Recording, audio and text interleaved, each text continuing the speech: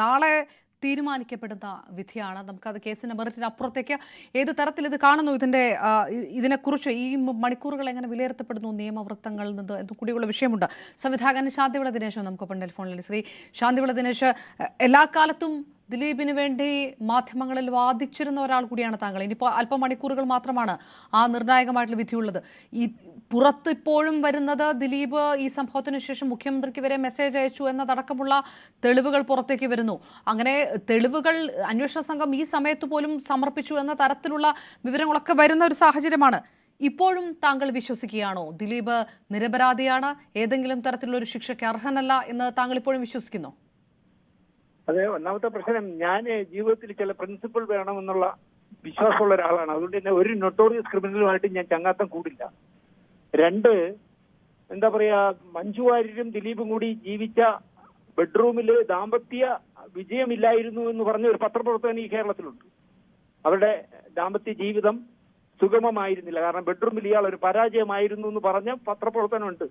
അങ്ങനെ എന്താ പറയാ, ശിക്ഷയൊക്കെ ഒരുപാടായില്ലേ, ഒരുപാട് വർഷങ്ങൾ കൊണ്ട് 7 വർഷം കൊണ്ട് അയാളെ ശിക്ഷിച്ചുകൊണ്ടിരിക്കുകയല്ലേ. ഇപ്പൊ തന്നെ കഴിഞ്ഞ 3-4 ദിവസം കൊണ്ട് നിങ്ങളുടെ ചാനലുകൾ എന്തെല്ലാം വിധിക്കുന്നു. എനിക്ക് പറയാൻ പേടിയൊന്നുമില്ല. ആ മൊട്ട അരുൺ എന്ന് പറഞ്ഞ 24-ലെ അല്ല മറ്റേ റിപ്പോർട്ടറിലെ മൊട്ട അരുൺ ആ കുട്ടിയുടെ ബന്ധുവാണ്.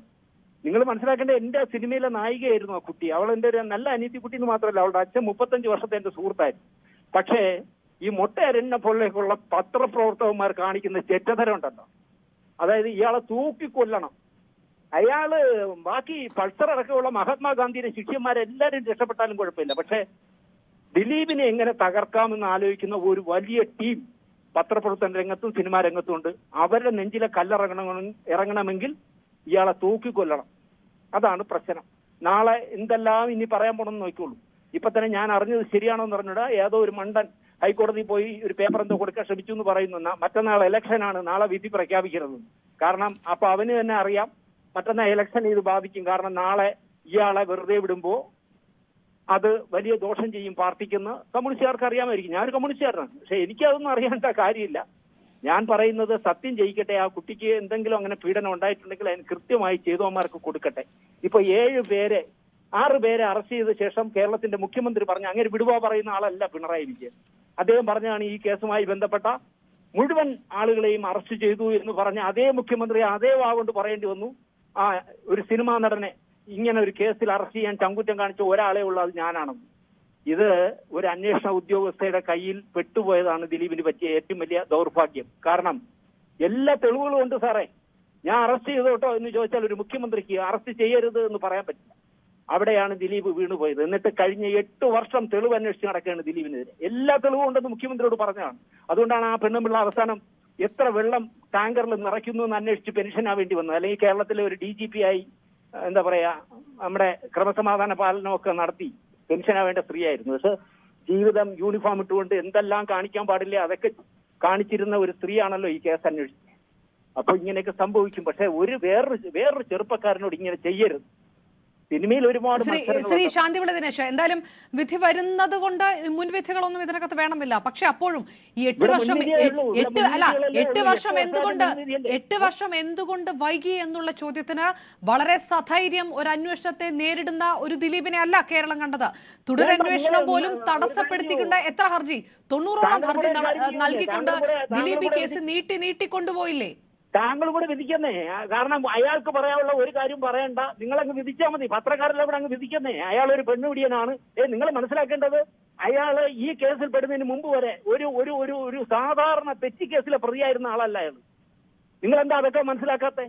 അല്ല, അതുകൊണ്ട് അതെന്ത് ന്യായമാണ് ശ്രീ ശാന്തിവിള ദിനേശ്? അതൊരു മുട്ടാപ്പോക്ക് ന്യായമാണ്. ഇതിനു മുമ്പ് കേസ് ഉണ്ടായിരുന്നില്ല എന്ന് കരുതി പിന്നീട് ഒരിക്കൽ ചെയ്യുമ്പോൾ നിരുപാധികം വിട്ടയക്കണമെന്നാണോ? അതെന്താർത്ഥമാണ്? ഞാൻ നിങ്ങളുടെ ഇതാ ഇപ്പൊ പറയുന്നു. ഈ കേസിൽ ഞാൻ ഈ അടുത്ത കാലത്ത് ദിലീപിന്റെ വക്കീലിനോട് ഞാൻ ഒരു കാര്യം പറഞ്ഞു.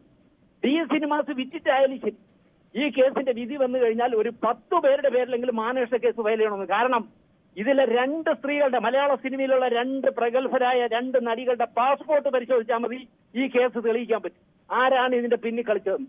കാരണം ഇവര് ദുബായിൽ എന്താണ് ഈ കേസ് തുടങ്ങിയതിന് ശേഷം ഇന്ന് തീരുന്നതിനിടയിൽ എത്ര പ്രാവശ്യം ഇവർ 2 പേരും ഒരാൾ ബാംഗ്ലൂരിൽ നിന്ന്, ഒരാൾ എറണാകുളത്ത് നിന്നും യാത്ര ചെയ്ത് ദുബായിൽ പോയി എന്താണ് ഇവർ ചർച്ച ചെയ്തിരുന്നതെന്ന് അന്വേഷിച്ചാൽ, CBI പോലുള്ള ഒരു ഏജൻസി അന്വേഷിച്ചാൽ തത്ത പറയുമ്പോൾ ഈ കേസ് തെളിയും.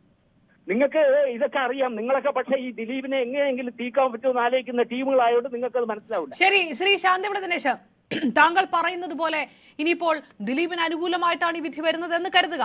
അങ്ങനെയാണെങ്കിൽ ഇത്തരം ചില വെളിപ്പെടുത്തലുകൾ ദിലീപിന്റെ ഭാഗത്തുനിന്ന് ഉണ്ടാകുമെന്നാണോ? ഇല്ല, ഉണ്ടാവില്ല. ഞാൻ അയാളുടെ പറഞ്ഞ 10 പേരുടെ പേരിൽ കേസ് കൊടുക്കണമെന്നാ പറഞ്ഞത്. മാനേഷ കേസ് ഞാൻ ലിസ്റ്റ് കൊടുക്കാൻ പറഞ്ഞു. 10 പേരുടെ പേരിൽ മാനേഷ കേസ് ഫയലിന് ഒരു 10 കോടി വെച്ച് ഈ അന്വേഷണ ഉദ്യോഗസ്ഥ അടക്കം ഇനി കേരളത്തിൽ ഒരു ചെറുപ്പക്കാരനെ ഇതുപോലെ കള്ളക്കേസ് പെടുത്തരുത്.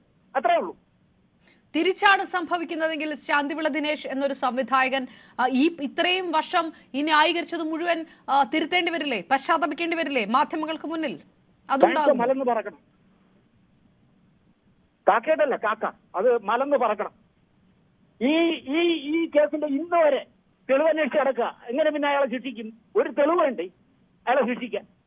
അയാളുടെ പേരിലുള്ള കേസ് അന്വേഷിച്ചുകൊണ്ട് നടക്കുക. എന്നിട്ട് കണ്ടില്ലേ നിങ്ങൾ ഒരു കള്ള സംവിധായകനെയും അന്വേഷണ ഉദ്യോഗസ്ഥൻ കള്ളം പറഞ്ഞില്ലേ, എന്നെ കോടതിയിൽ വെച്ച് കൊല്ലാൻ ഭീഷണിപ്പെടുത്തിയെന്ന്. ഒടുവിൽ അന്വേഷിച്ച പറഞ്ഞ അന്ന് ആ ദിവസം പർട്ടിക്കുലർ ദിവസം കേസേ ഇല്ല കോടതി. ദിലീപും വന്നിട്ടില്ല, ഈ അന്വേഷണ ഉദ്യോഗസ്ഥനും വന്നിട്ടില്ല. അങ്ങനെ കോടതി കയറി കാക്കിയിട്ടുകൊണ്ട് കള്ളം പറഞ്ഞ ഒരു ഏജൻസിയില്ല ഇത് അന്വേഷിച്ചത്. അയാള് ആ കേസ് ഇല്ലാത്ത ദിവസം അയാളെ കോടതിയിൽ വെച്ച് ദിലീപ് ഭീഷണിപ്പെടുത്തിയിരുന്നു. സാറേ ഇതൊന്ന് കഴിഞ്ഞോട്ട് കാണിച്ചു തരാം.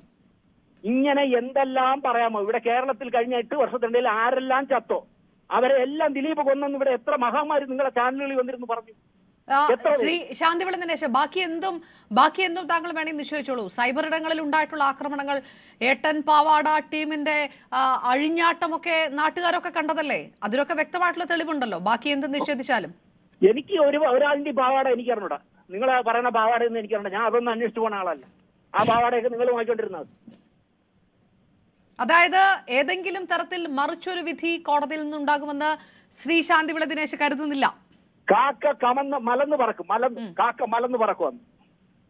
ശരി, 24 മണിക്കൂറിനുള്ളിൽ ഏതായാലും താങ്കൾ ഇതുമായി ബന്ധപ്പെട്ട് അതെ നമുക്ക് അടുത്ത 24 മണിക്കൂറിനുള്ളിൽ എന്തായാലും നമുക്ക് വീണ്ടും നിങ്ങൾ വെറുതെ സമയം കൂട്ടാതെ 24 ഇല്ല. മെസ്സേജ് അറിയാൻ 24 മണിക്കൂറൊന്നും വേണ്ടല്ലോ ഇനി. ശരി, നന്ദി ശ്രീ ശാന്തിവിള ദിനേശ്. അദ്ദേഹത്തിന്റെ ആ സ്റ്റാൻഡിൽ ഉറച്ചു നിൽക്കുന്നു എന്ന് ശാന്തിവിള ദിനേശ് പറയുന്നു. ധന്യാരാമൻ കേട്ടല്ലോ, കാക്ക മലർന്ന് പറക്കും. ഇനി പുതുതായിട്ട് വരുന്ന വെളിപ്പെടുത്തലുകൾ ഇപ്പൊ ഏത് തരത്തിൽ എങ്ങനെ വിധി വന്നാലും നിയമ പോരാട്ടം അവസാനിക്കില്ല എന്നുള്ളതിൽ യാതൊരു തർക്കവുമില്ല. അനുകൂലമായിട്ടുണ്ടായാലും കൃത്യമായിട്ടുള്ള ശിക്ഷയില്ലെങ്കിലും സുപ്രീം കോടതി വരെ അതിജീവിതം പോകും എന്നുള്ളതിലും യാതൊരു തർക്കവുമില്ല. പക്ഷേ ഏതെങ്കിലും തരത്തിൽ മറിച്ചാണ് വരുന്നതെങ്കിൽ ഈ തരത്തിലുള്ള വലിയ ന്യായീകരണങ്ങളുടെ ഒരു പട, അത് സൈബർ പടയുടെ വലിയ പട ഒക്കെ കാണേണ്ടി വരും. കൂടുതൽ ഈ പറഞ്ഞ പോലെ വെളിപ്പെടുത്തലുകളോ മറ്റുള്ളവരുടെ പേരുകൾ വലിച്ചിഴക്കലോ എന്തും ഉണ്ടാകാം. സിനിമ ഇൻഡസ്ട്രിയെ മാത്രമല്ല, ഈ സംഭവത്തിലുണ്ടായ നിയമ നടപടികൾ, അതിനുശേഷം മലയാള സിനിമ ഇൻഡസ്ട്രിയിൽ ഉണ്ടായിട്ടുള്ള ശുദ്ധികലശമൊക്കെ നമ്മുടെ സാമൂഹിക മേഖലകൾ കൂടി പ്രതിഫലിച്ച ഒന്നാണ്.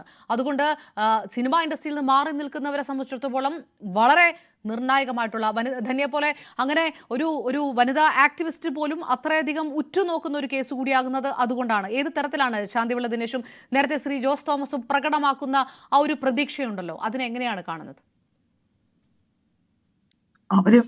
അവര് തന്നെ അതിന് റീസൺ പറയുന്നുണ്ട്. അവരുടെ വളരെ ക്ലോസ് ആയിട്ടുള്ള ഒരാളാണ്, അതുകൊണ്ട് അങ്ങനെ തെറ്റ് ചെയ്യില്ല എന്നുള്ള ഒരു ശുഭാപ്തി വിശ്വാസത്തിന്റെ പുറത്ത് മാത്രമാണ് അവരങ്ങനെ പറയുന്നത്. ഇപ്പൊ നമ്മളും നമ്മുടെ ഒരു സുഹൃത്ത് ഒരു കുറ്റകൃത്യത്തിൽ